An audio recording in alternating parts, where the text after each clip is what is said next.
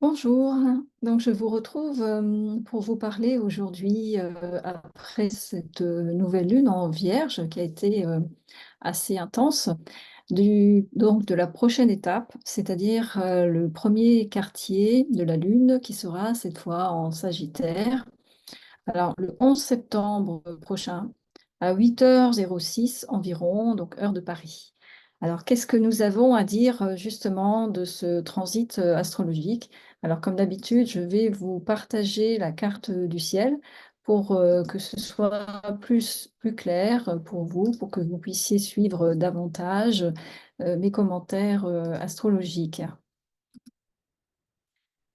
Alors, tout d'abord, donc, le premier quartier, nous voyons ici que donc, le soleil est en Vierge, là, et qu'il est, là, justement, en carré avec la lune qui se trouve en Sagittaire. Alors là, le Sagittaire, donc, est un signe, qui aime, justement, découvrir, qui aime faire de nouvelles expériences, qui aime partir à l'aventure, qui a besoin aussi de liberté. Et la Lune étant connectée justement aux émotions, ça veut dire que nous avons là justement un tiraillement intérieur entre ce besoin sans doute de s'évader, d'aller vers un objectif qui nous libère aussi peut-être de conditions de travail, de conditions de vie parce que justement, nous avons ce soleil qui est en Vierge, et la Vierge représente aussi en astrologie la maison 6 qui correspond aux conditions de vie, aux conditions de travail, mais aussi à ce qu'il est nécessaire de gérer au quotidien. Donc on peut avoir cette tension intérieure, ce tiraillement entre les deux, donc à partir du 11 septembre, durant quelques jours.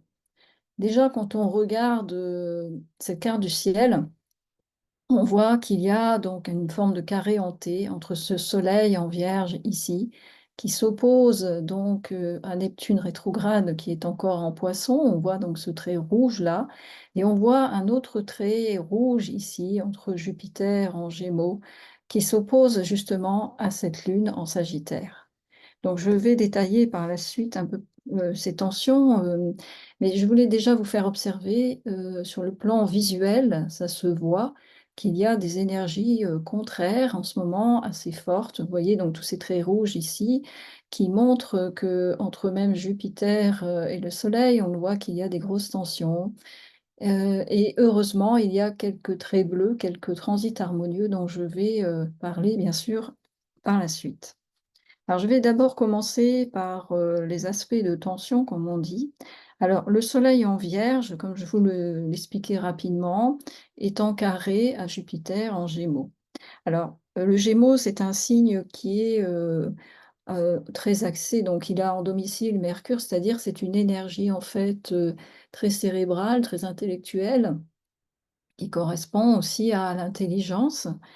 Et le carré avec le soleil, donc, peut provoquer une certaine dispersion, heu, une certaine envie d'aller dans différents projets et aussi, dans la signature des contrats que vous allez, je l'espère pour vous, peut-être, obtenir si vous êtes, soit, en recherche d'emploi ou si vous êtes, entrepreneur. Attention parce que justement ce carré du soleil à Jupiter peut demander une clarification dans la signature de vos contrats. Donc, je vous invite à lire les petits caractères, comme on dit, avant de signer quoi que ce soit. Ensuite, nous avons donc ce soleil en Vierge qui est en opposition, on voit ici, à Saturne rétrograde en Poisson. Toujours ce fameux Saturne rétrograde dont je parle assez souvent dans mes podcasts et mes vidéos, et qui va donc créer justement un blocage, enfin, par rapport à vos aspirations, un ralentissement peut-être de votre activité. Heu, la difficulté, c'est que Saturne, en plus rétrograde, donc ça veut dire qu'il ralentit encore plus, que l'énergie est tournée vers l'intérieur. Donc ça veut dire que si c'est votre cas, si vous sentez une baisse d'activité ou un ralentissement dans ce que vous faites, c'est, vous dire que qu'est-ce que vous retirez en fait comme bénéfice secondaire? si on peut dire, de cette situation? Quelles leçons vous pourrez justement comprendre à l'issue peut-être de ce ralentissement, de ce blocage que vous vivez ou que vous allez peut-être vivre à ce moment-là, au moment du prochain transit de la Lune avec le Soleil en Sagittaire? Parce que Saturne, justement, c'est la planète qui sert aussi à structurer, à nous structurer et à également à structurer nos projets et nos intentions, nos objectifs, comme on dit en coaching. Donc là, je vous invite, si c'est votre cas, à réfléchir et à vous dire: «Finalement, cette situation est désagréable pour moi pour l'instant, mais qu'est-ce que ça m'apporte malgré tout de positif? Qu'est-ce que j'apprends sur moi en ce moment que je pourrais utiliser ensuite à l'avenir?» Ensuite, le Soleil est en opposition ici avec Neptune rétrograde. Donc, vous voyez, ça fait partie de ce fameux carré, on pourrait dire presque une croix ici sur cette carte du ciel. Alors Neptune, lui, ça correspond davantage cette planète correspond davantage à nos rêves, à nos idéaux, à la connexion aussi avec notre moi plus spirituel. On a donc une opposition ici entre un soleil en Vierge qui est plus rationnel, plus pragmatique, qui est, comme je disais au début de cette vidéo, en lien avec, la gestion du quotidien qui peut être parfois pesant et ce à quoi profondément votre âme aspire puisque Neptune est connecté, surtout en Poisson, à, à l'âme, à votre moi spirituel, on pourrait dire presque votre moi supérieur qui est encore au-delà de l'âme.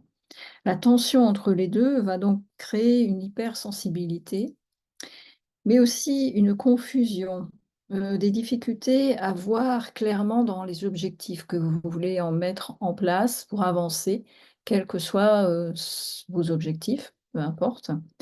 Et aussi, le problème de Neptune, c'est que, ça peut être aussi le maître des illusions s'il est, comme on dit en astrologie, mal aspecté. Or là, il est mal aspecté avec le Soleil donc ça il est nécessaire de faire une introspection, de se poser, d'utiliser d'ailleurs l'énergie justement de ce Saturne rétrograde qui est dans le même signe que Neptune, pardon, pour faire le point, pour ne éviter de vouloir aller trop vite pour éviter de tomber justement dans ce que je disais tout à l'heure, ce Jupiter en Gémeaux là qui va nous pousser surtout en carré avec le Soleil, à vouloir accélérer les choses, à vouloir lancer 36 projets en même temps.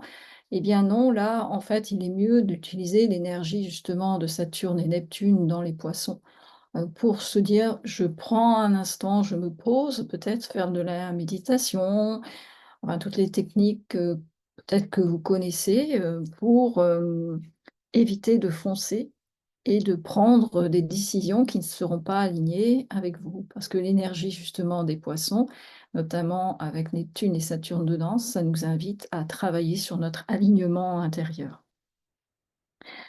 Dans ces aspects aussi de tension, donc, nous voyons donc je reprends cette lune en Sagittaire ici qui est en carré également, donc vous voyez ce carré-là ici, avec encore notre ami, Saturne rétrograde en Poisson qui va également, peut-être renforcer, des peurs, un certain pessimisme aussi si vos projets sont bloqués ou ralentissent, n'avancent pas suffisamment. Et donc, c'est toujours pareil, c'est, dépasser cette énergie, du feu. Le Sagittaire est un signe de feu pour, aller au-delà de ça et se relier plus, je dirais, au monde spirituel pour savoir finalement qu'est-ce que votre âme veut, elle. Il peut y avoir une tension entre, l'âme, je dirais, symbolisée ici par, les poissons et le moi conscient, qui est, ce soleil ici en Vierge, vous voyez? Et cette lune en Sagittaire qui s'agite un peu justement, qui veut avancer, mais elle est bloquée. Alors nous avons aussi, Mercure, qui est donc, Mercure ici, qui vient de passer donc vous voyez à 2°, ici, en Vierge également, qui est également en tension avec, Uranus. Donc, Uranus, qui est là, donc, ce trait rouge, vous voyez ici et en plus Uranus est rétrograde. Alors Uranus, est une planète, qui permet aussi l'éveil de la conscience, mais c'est plutôt ce qui correspond à ce qu'on appelle le moi supérieur par rapport à Neptune. Donc ce moi supérieur et va au-delà justement de l'ego, au-delà des peurs, mais Uranus est une énergie difficile à maîtriser puisqu'elle peut faire, par exemple, survenir des opportunités dans votre vie. Par exemple, si vous êtes en recherche d'emploi ou si vous voulez développer une clientèle ou avoir des contrats importants, Uranus peut vous apporter certaines opportunités.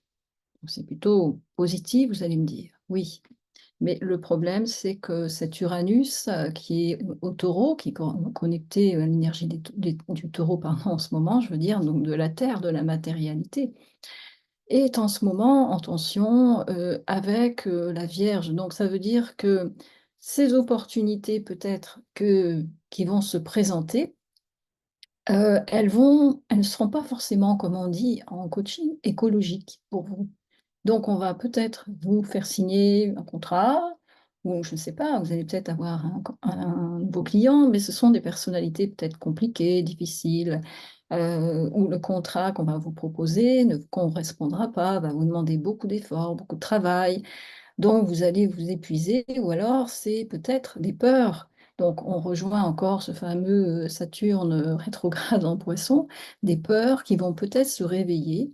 Et c'est ce qu'on appelle, par exemple, le syndrome de l'imposteur. Donc ce qui fait que ça va créer en vous une tension intérieure, on pourrait dire presque un conflit intérieur en vous, et vous allez, si c'est votre cas, vous demander, bon, finalement, je le signe ou je le signe pas, ce, ce fichu contrat, ou j'y vais pas.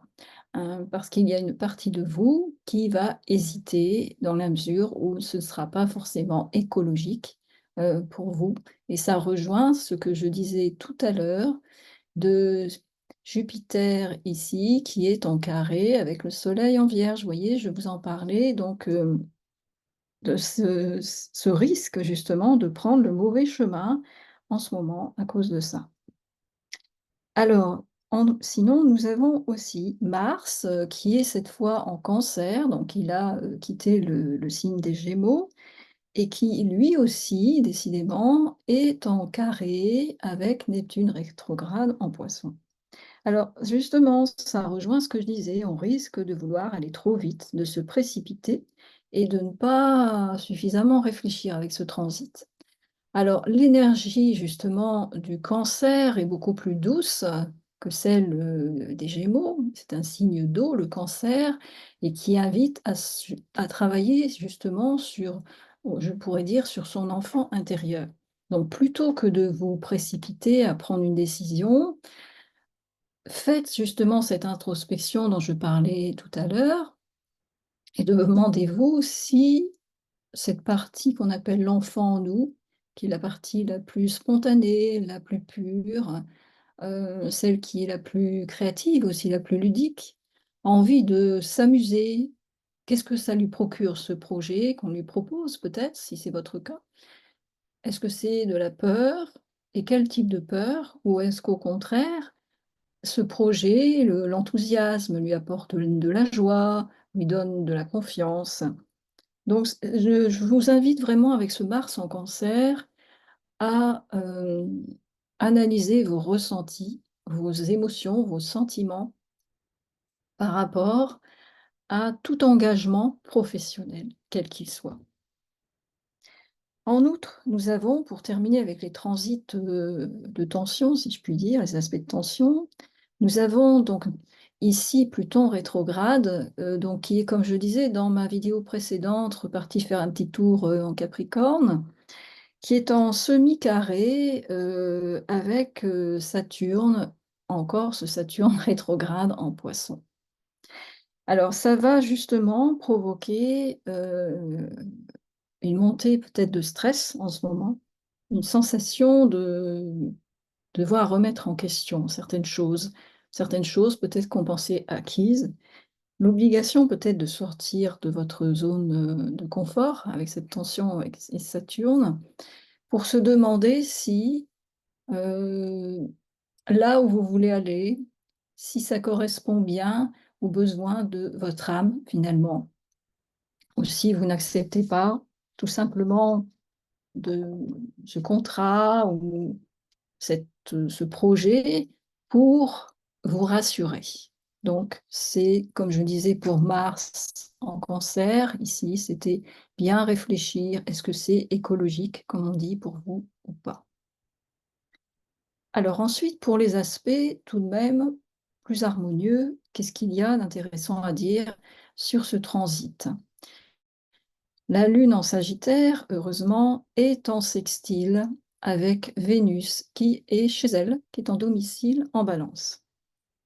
Bonne nouvelle par rapport justement à l'écologie dont je parlais, enfin l'écologie et en coaching bien sûr, pas pour l'environnement, permet ce transit favorable entre Vénus et la Lune permet justement d'écouter davantage vos besoins, comme on dit, et vos sentiments, et de commencer à comprendre ce qui est le mieux pour vous, ce qui sera, ce qui va vous procurer le plus de plaisir par rapport à des opportunités éventuelles qui pourraient surgir. Comme je disais tout à l'heure, quand je parlais d'Uranus, qui était en tension avec le Soleil et enfin, notamment avec Mercure. Ensuite, nous avons comme aspect positif le Soleil en Vierge qui est en trigone avec Uranus en Taureau. Alors, qu'est-ce qu'il y a d'intéressant à dire? D'abord que Uranus, je vous expliquais tout à l'heure, c'était la planète de l'éveil, du mental supérieur. Cela va vous permettre d'avoir des intuitions plus justes pour savoir justement ce qui y sera le plus écologique. J'utilise beaucoup ce mot en ce moment parce que c'est vrai que nous sommes dans l'énergie de la Vierge, qui sera le plus écologique pour vous, malgré toutes les tensions dont on a parlé tout à l'heure. Vous allez sentir davantage au fond de vous, une clarté nouvelle va apparaître sur ce qui serait vraiment le mieux pour vous comme projet, comme chemin de vie, professionnel. Nous avons également comme transit intéressant, donc Mercure, qui est en Vierge, comme je disais, est en sextile avec Mars en Cancer. Alors, Mars en Cancer, j'en ai parlé tout à l'heure, donc nous avons un signe de terre, mêlé à un signe d'eau, donc ça va renforcer justement,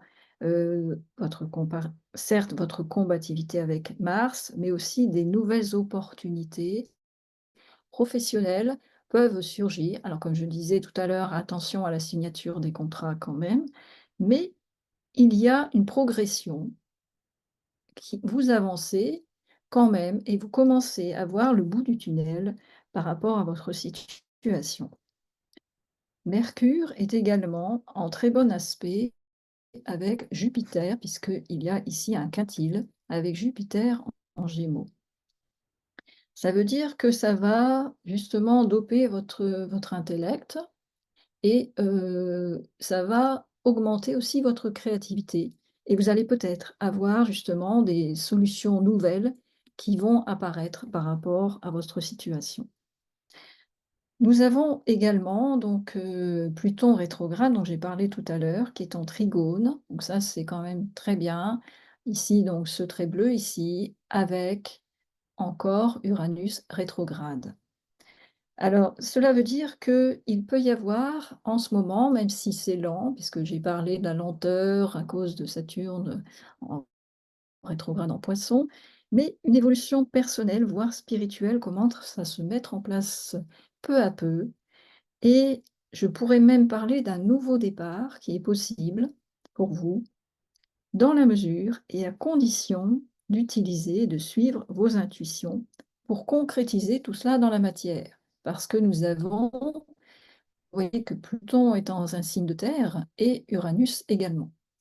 Donc le challenge, c'est justement ça, c'est de pouvoir d'oser sortir de votre zone de confort, de dépasser vos peurs, comme on dit, pour oser avancer, mais en vous reliant à vos valeurs. Vos valeurs parce que c'est le symbole, enfin pour moi, c'est la signification surtout de cette lune ici, qui est en sextile à Vénus en Balance, c'est, quelles sont les valeurs que vous voulez défendre par rapport à ce projet ou à ce nouveau travail peut-être, qu'on vous propose ou vers lequel, vous allez, et pour quelles raisons avez-vous envie d'agir? Donc c'est vraiment ça. Je vous invite à, avant de vous précipiter dans n'importe quel nouveau job ou nouveau projet, ou de vous lancer même dans l'entrepreneuriat, c'est vous demander si c'est, comme je disais, je radote à propos de l'écologie, mais c'est vraiment ça. Est-ce que c'est vraiment écologique pour moi? Et aussi, est-ce que ça me permet, d'avancer, d'être bien par rapport à ce que je souhaite? Donc c'est vraiment, ce que j'ai envie de vous dire comme conclusion de cette vidéo sur ce transit, qui est quand même, important. Après, la nouvelle lune, en Vierge, on est toujours dans cette énergie de la Vierge, donc c'est toujours savoir, prendre soin de soi, se poser, prendre le temps de réfléchir et également donc là, vous avez vu ce sextile de Vénus avec la Lune, pour quelques jours, qui est l'occasion, de travailler sur vos valeurs. Alors si, vous avez besoin d'aller, plus loin, je propose donc, des accompagnements à ce sujet pour travailler d'abord sur l'intuition, puisque j'ai parlé du développement de votre intuition, sur la manifestation aussi de vos intentions et enfin, un accompagnement qui est plus long, mais aussi beaucoup plus complet qui permet de travailler à partir de votre thème natal, avec aussi, du coaching et puis d'autres, outils sur, votre projet, de manière à ce qu'il soit, vraiment le plus en adéquation possible avec votre moi profond, avec votre âme et aussi votre moi supérieur. Puisque je fais un travail aussi, spirituel, pas seulement de technique et de coaching. Donc je vous remercie beaucoup de votre écoute et à bientôt. Au revoir.